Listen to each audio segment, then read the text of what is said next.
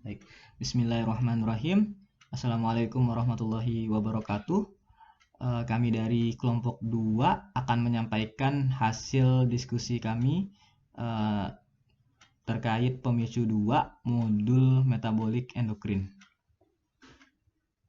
Merupakan anggota dari kelompok 2 ada Ani Soraya, Erdianto, Ahmad Wildan Alkamil, Agus Riani Putri, Wildan Fikri Syahputra Is, David Ivandoli Ginting, Verina Cantika Putri Siregar, Feren Evelyn Chandra, Putri Adelia Pramasari, Savana Fadila Ramadina, Halim Seli Martasila Hutahuruk, Tiara Vidiani, dan Theophilus Sintan. Ini pemicu kita. Tuan Adi berusia 54 tahun datang ke puskesmas dengan keluhan badan sering cepat lelah. Keluhan dirasakan sejak 1 bulan yang lalu. Keluhan disertai sering merasa haus, cepat lapar, dan makan banyak, tetapi berat badan turun. Selain itu, ia mengeluh sering buang air kecil pada malam hari dan terkadang kesemutan di jari kaki. Ia mengaku ayahnya menderita kencing manis.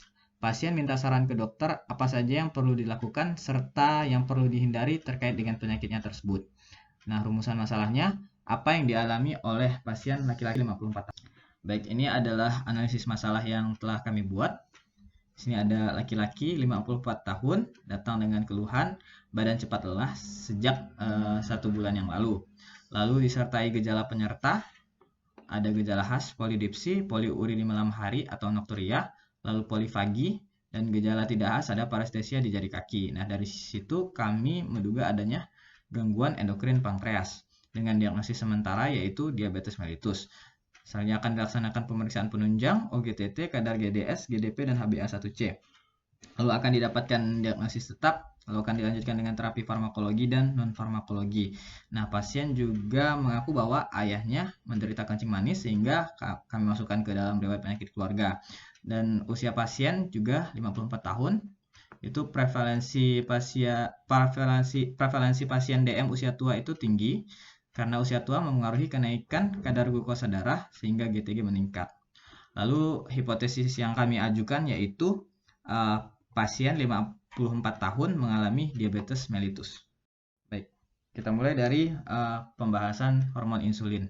Nah, hormon insulin mekanisme kerjanya yaitu mengatur keseimbangan kadar gula dalam darah dengan mengubah gugusan gula tunggal menjadi gugusan gula majemuk yang sebagian besar disimpan dalam hati dan sebagian kecil disimpan dalam otot sebagai cadangan pertama, disimpan sebagai glikogen. Lalu untuk sekresinya, hormon ini disekresikan oleh sel beta di pulau Langerhans.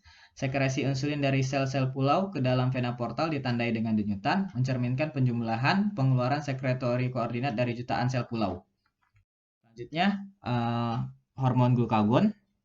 Untuk mekanisme kerjanya yaitu glukagon dia menimbulkan glikogenolisis, yaitu pemecahan glikogen menjadi glukosa dan meningkatkan kadar glukosa darah. Lalu glukagon meningkatkan gluconeogenesis, yaitu pembentukan glukosa dari bahan non-karbohidrat. Lalu untuk efek lain glukagon, ada efek pada karbohidrat, efek pada lemak, dan efek pada protein.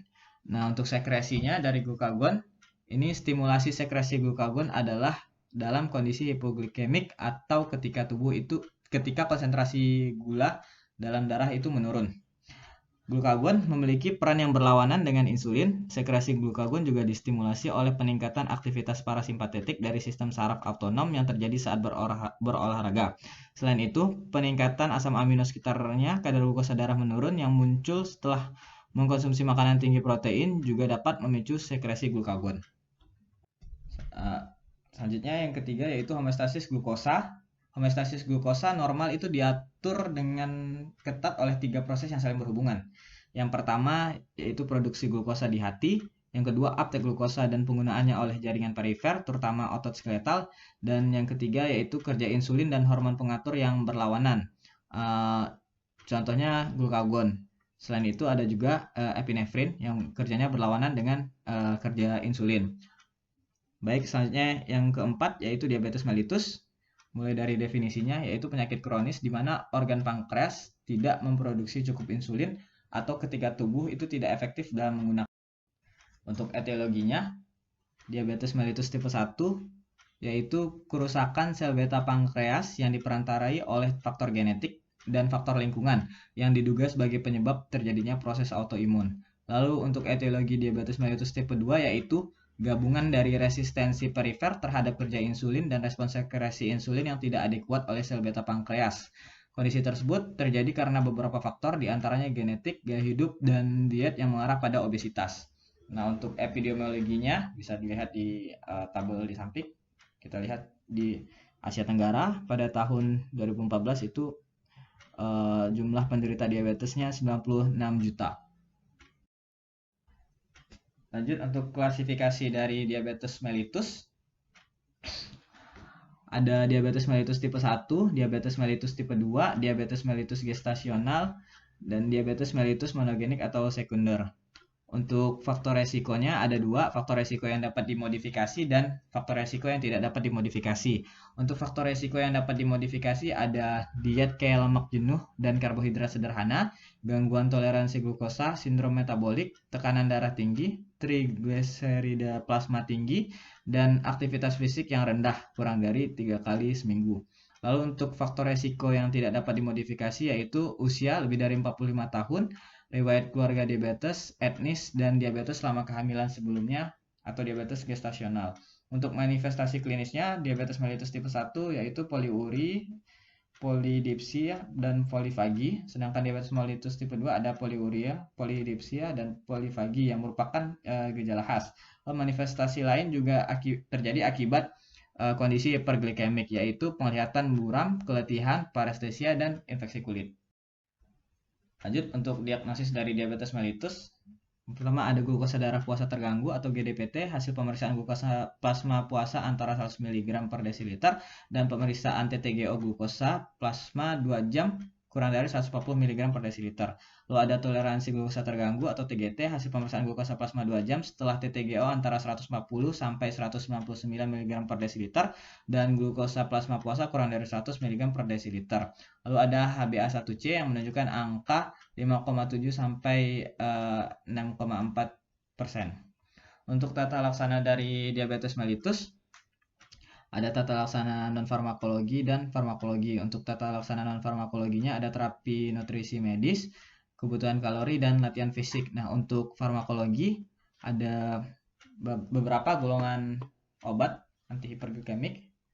Ada sulfonylurea, glinit, metformin, penghambat alfa-glukosidase, thiazolidinedion, penghambat DPP-4, dan penghambat SGLT2. Untuk cara kerjanya bisa dilihat di tabel di samping. Untuk komplikasi diabetes mellitus akut ada hipoglikemik, ketoasidosis diabetik, dan hiperosmolar hyperglycemic state. Lalu untuk komplikasi diabetes mellitus kronis ada gangguan pada mata yaitu retinopati diabetik, lalu kerusakan ginjal atau nefropati diabetik, lalu ada kerusakan saraf atau neuropati diabetik, masalah kaki dan kulit, dan penyakit kardiovaskular. Ini untuk pencegahan dan edukasi. Pencegahan dilakukan dengan pemantauan glukosa darah mandiri, tanda dan gejala hipoglikemik, serta cara mengatasinya. Materi edukasi tingkat awal meliputi materi tentang perjalanan penyakit DM, makna dan perlunya pengendalian dan pemantauan DM secara berkelanjutan, penyulit DM dan resikonya, intervensi farmakologis dan non-farmakologis, serta target pengobatan. Lalu ada interaksi antara asupan makanan, aktivitas fisik, dan obat hipoglikemik oral atau insulin, serta obat-obatan lain. Lalu ada cara pemantauan glukosa darah dan pemahaman hasil glukosa darah atau urin mandiri. Hanya jika pemantauan glukosa darah mandiri tidak tersedia. Lalu ada mengatasi sementara keadaan gawat darurat seperti rasa sakit atau hipoglikemik. Lalu pentingnya latihan jasmani yang teratur, masalah khusus yang dihadapi, contoh hiperglikemik pada kehamilan, lalu pentingnya perawatan kaki, dan cara mempergunakan fasilitas perawatan kesehatan. Lalu ada materi edukasi pada tingkat lanjut. Materi edukasi tingkat lanjut meliputi yang pertama mengenal dan mencegah penyulit akut DM, lalu ada pengetahuan mengenai penyulit menahan DM, lalu ada tata laksana DM selama menderita penyakit lain, lalu ada makan di luar rumah, rencana untuk kegiatan khusus, hasil penelitian dan pengetahuan masa kini dan teknologi mutakhir tentang DM, dan yang terakhir ada pemeliharaan atau perawatan kaki. Untuk patofisiologi dari diabetes mellitus, DM tipe 1 terjadi karena ketidakmampuan untuk menghasilkan insulin karena sel-sel pankreas telah dihancurkan oleh proses autoimun. Glukosa yang berasal dari makanan tidak dapat disimpan dalam hati meskipun tetap dalam darah dan menimbulkan hiperglikemi postprandial. Jika konsentrasi glukosa dalam darah cukup tinggi, ginjal tidak dapat menyerap kembali semua glukosa yang tersaring keluar. Akibatnya glukosa tersebut disekresikan dalam urin.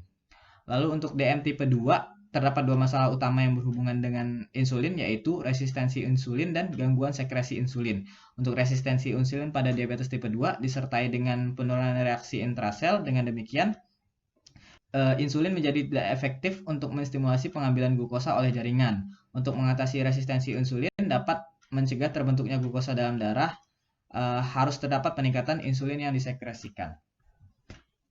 Lanjut ke studi kasus. Yang pertama yaitu patofisiologi parestesia secara umum dan pada pemicu. Nah, kesemutan atau parestesia adalah sensasi seperti tertusuk jarum atau mati rasa pada bagian tubuh tertentu. Parestesia bisa terjadi di bagian tubuh manapun, tetapi paling sering terjadi di tangan, kaki, dan kepala. Parestesia dapat bersifat sementara atau terjadi secara berkepanjangan. Parestesia yang sementara terjadi akibat tekanan pada saraf tertentu, misalnya saat tidur dengan menindih lengan atau duduk bersila. Nah, kesemutan yang bersifat sementara ini akan hilang ketika sudah tidak ada tekanan pada saraf. Sedangkan parestesia yang terjadi berkepanjangan bisa menjadi gejala suatu penyakit, misalnya diabetes.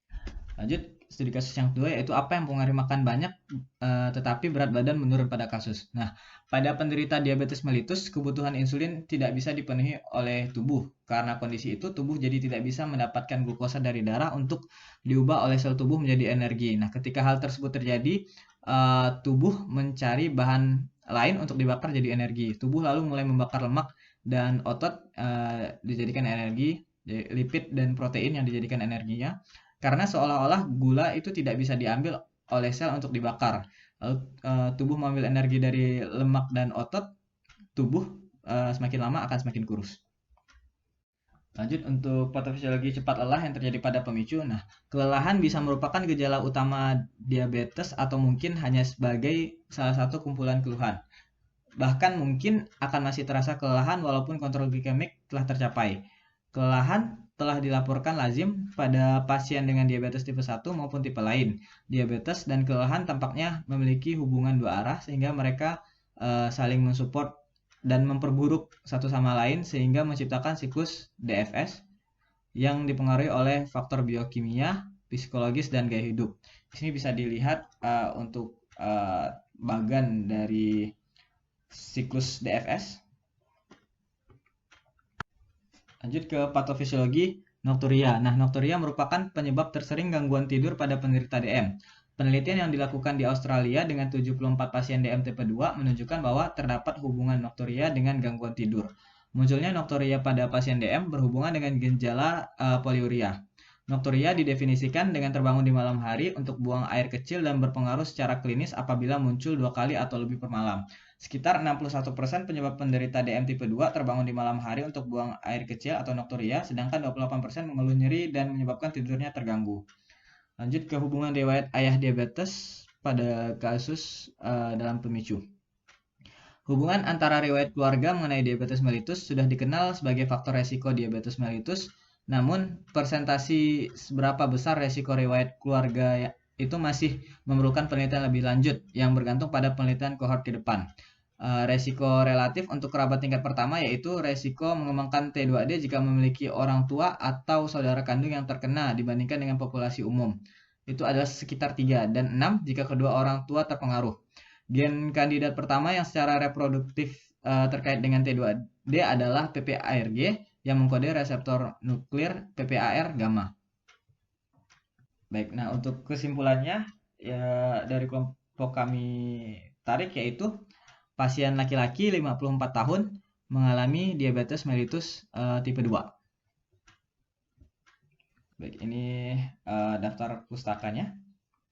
Terima kasih. Assalamualaikum warahmatullahi wabarakatuh.